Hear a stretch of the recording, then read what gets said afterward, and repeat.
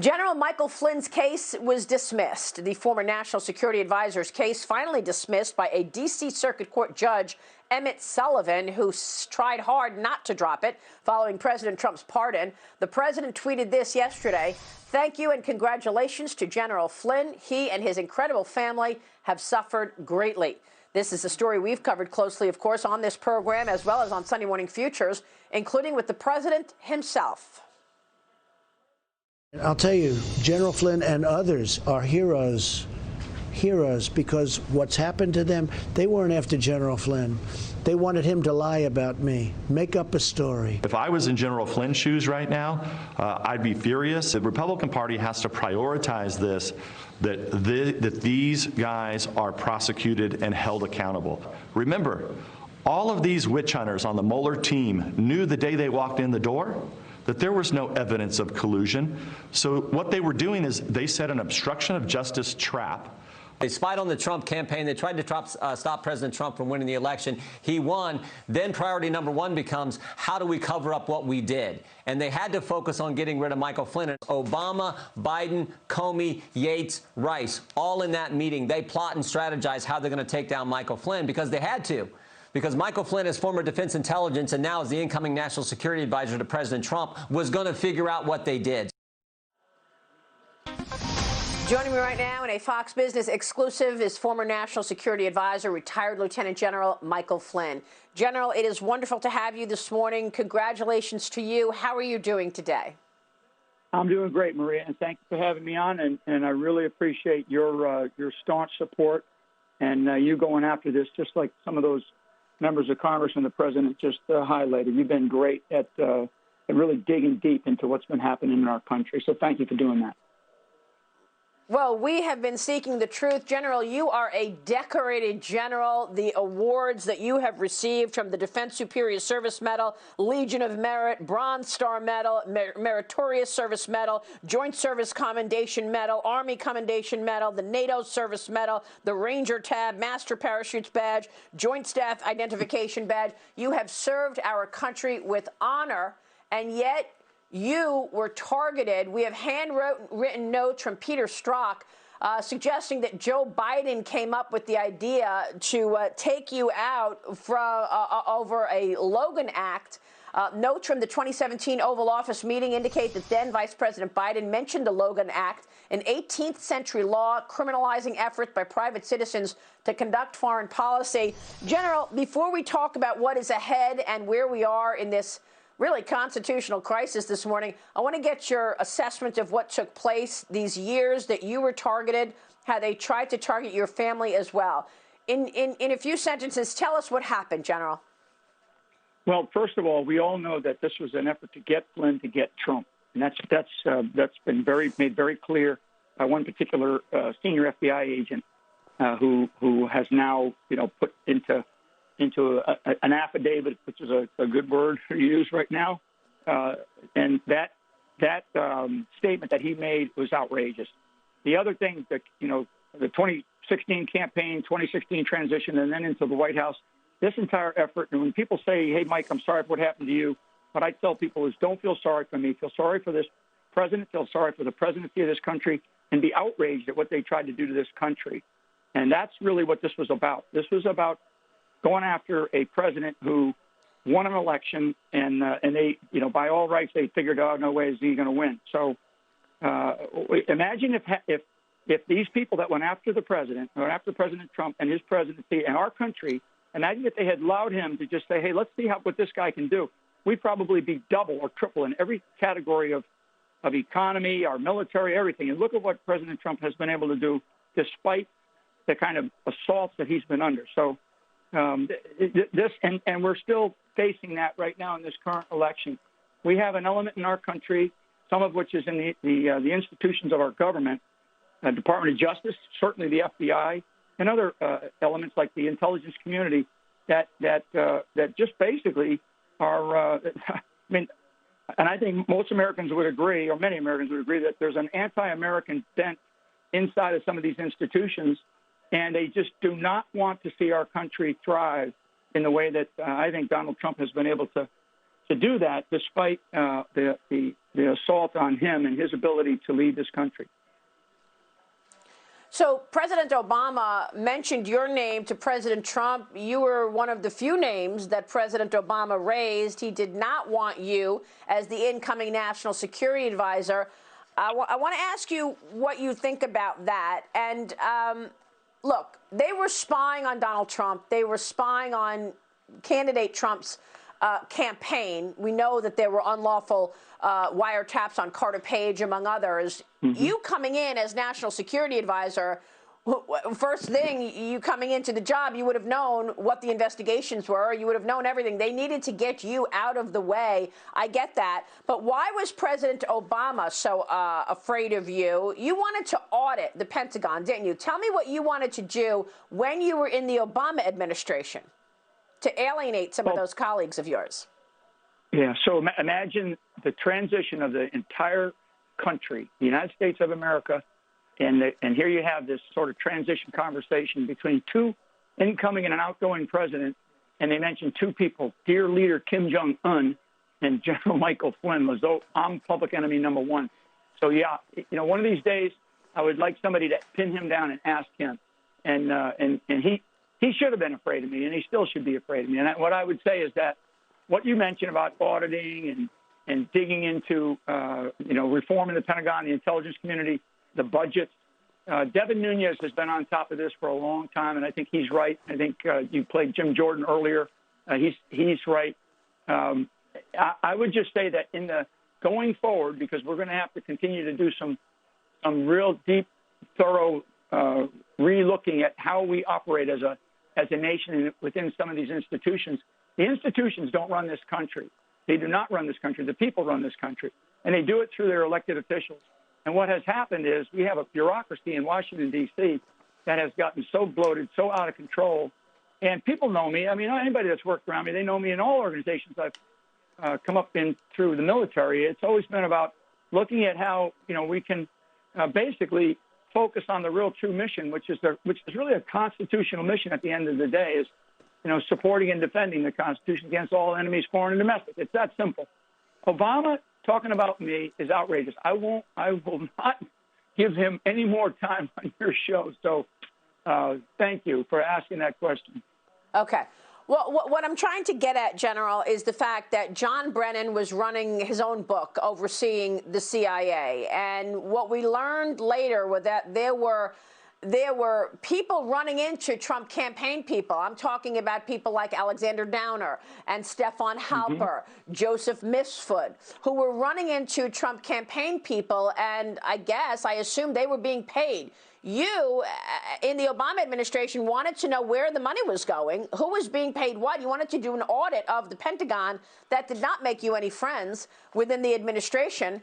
And then when you were an incoming NSA, they wanted to stop you. They wanted to take you down. And one way was to ambush you in an FBI interview at the White House while you were the sitting NSA. I'm going to play this soundbite of Jim Comey, former FBI director, explaining why he decided to send a few FBI agents over to the White House to question you in that ambush. Here's Jim Comey explaining it. Watch this. You look at this White House now, and it's hard to imagine two FBI agents ending up in the sit room. How did that happen? I sent them.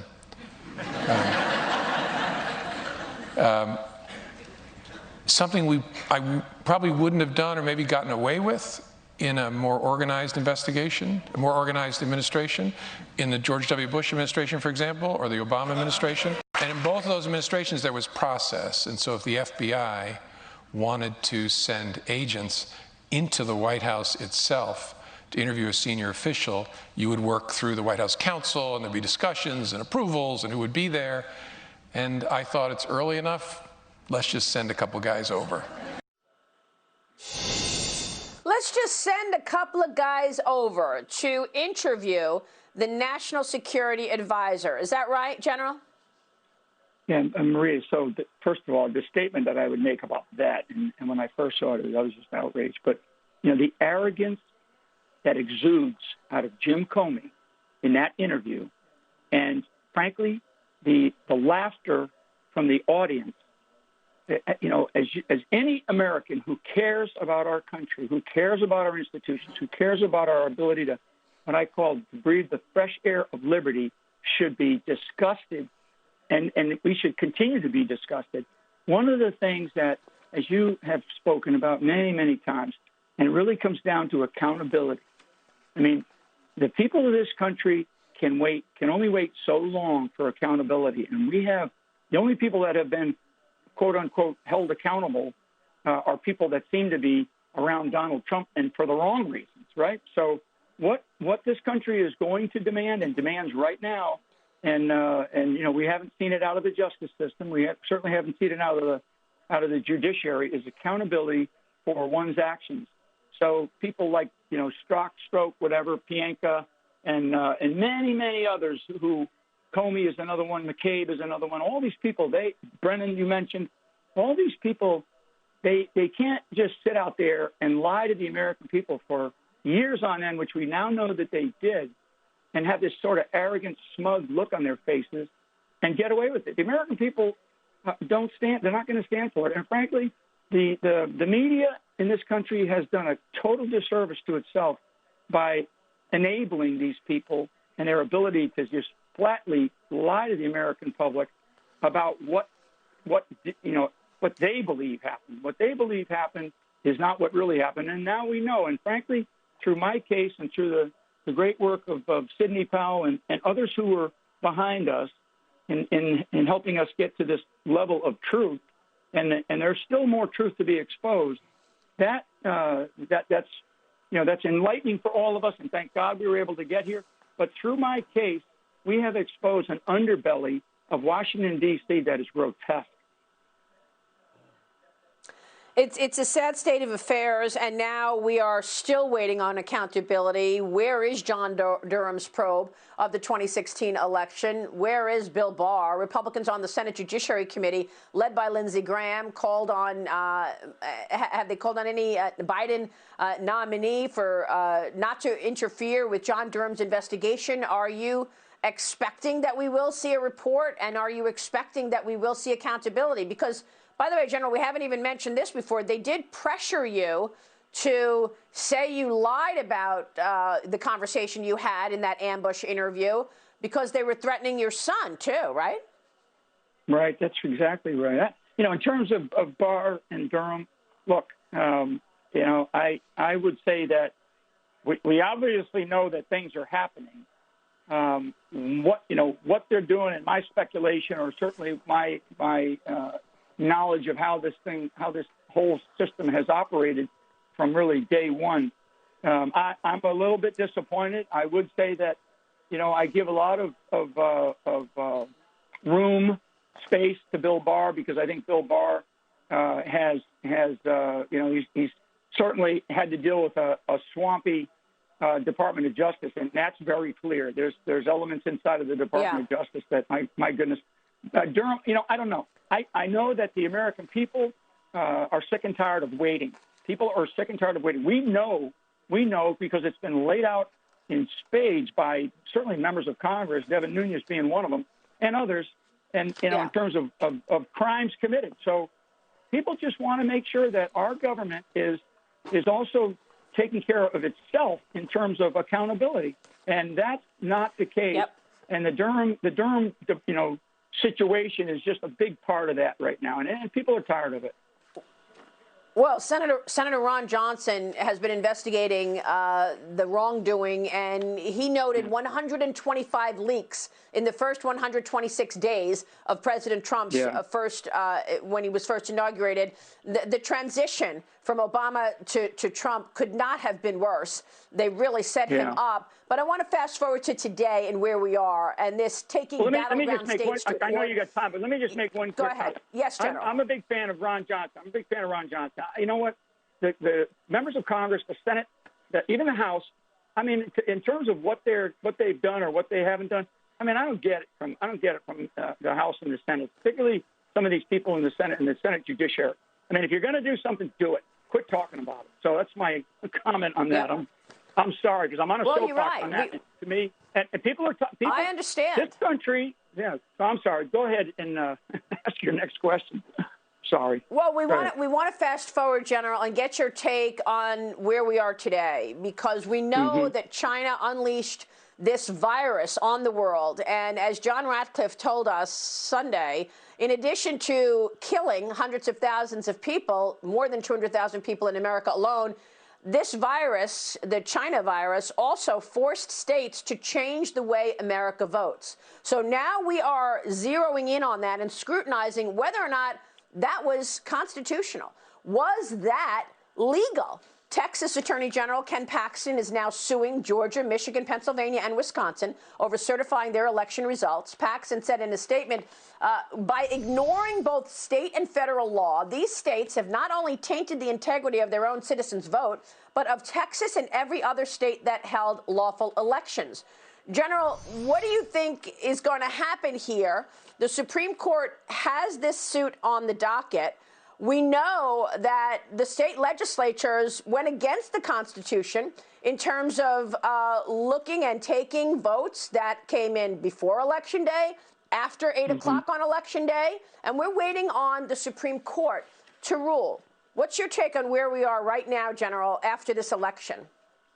Well, a couple of comments. First of all, lower courts, I think, have shown a lack of courage to make decisions based on what is mounting and really credible evidence that's been placed in front of them. And I've watched all the different states and all the as many cases as possible. The Supreme Court and our constitutional process in this country. First of all, this should never happen again. This should not be happening, but it is. The Supreme Court will not make decisions to change the election one way or the other. What the Supreme Court is going to do and should do is they should decide on constitutional issues. So they may, the outcome of the Texas suit, as an example, may not be one that people, like or totally understand. But what I think the Supreme Court will do is push things back to the states and say, look, there's a process. The states' legislatures are supposed to be the deciders in this case. I mean, there are so many, I keep telling people that there's more dead people that voted in Pennsylvania than are buried on the hallowed grounds of the Gettysburg battlefield. I mean, think about that for a second. So we, the people of this country, should decide this election. The court system should not decide it. The courts, and the Supreme Court in particular, they'll decide on whether to say you can use this, you can use that, you've got to throw these things out, you've got to throw those things out. These are unconstitutional steps that clearly were done by states like in Georgia, in Arizona. I mean, my God, Governor Kemp and Governor Ducey out in Arizona, these people should be ashamed of themselves. And others in Pennsylvania, others in Michigan. So the Supreme Court will make decisions based on the Constitution, which is what they should do. They will probably more than likely push it back to the states and tell the states, it's your decision, and the states' legislatures are going to have to decide. That's the way we want it to happen. That's the way our Constitution is designed. And all these people that worry about the 8th of December or the 14th of December, there's really only one date that really matters right now, and that's the inauguration date. And if you ask Mike Flynn on a scale of 1 to 10 who's going to be the next president, I'll tell you that it's 10, that it's going to be Donald Trump. So you think he has a real path to victory then? I think it's a shame that I don't even think we're at day 37. I think tomorrow is day 37 or day 36 maybe. When we talk about Bush Gore, there was 37 days for one county. We're talking about 6 states, at least 6 states, maybe 8, and thousands of counties that are in play here. And for one county in 2015, Bush and Gore, we went through. You know what I'm saying? So I mean, hey, everybody take a deep breath. Quit on the Biden-Harris camp. Quit, and the media, quit shoving it down our throat that here's going to be the next person here and here's going to be the next person there. Hey, everybody needs to take a deep breath and let's let this thing play out. General, thank you so much. We will see you on Sunday. General Michael Flynn will join me on Sunday Morning Futures as we continue our conversation. My special guest this weekend at 10 a.m. Eastern on the Fox News Channel.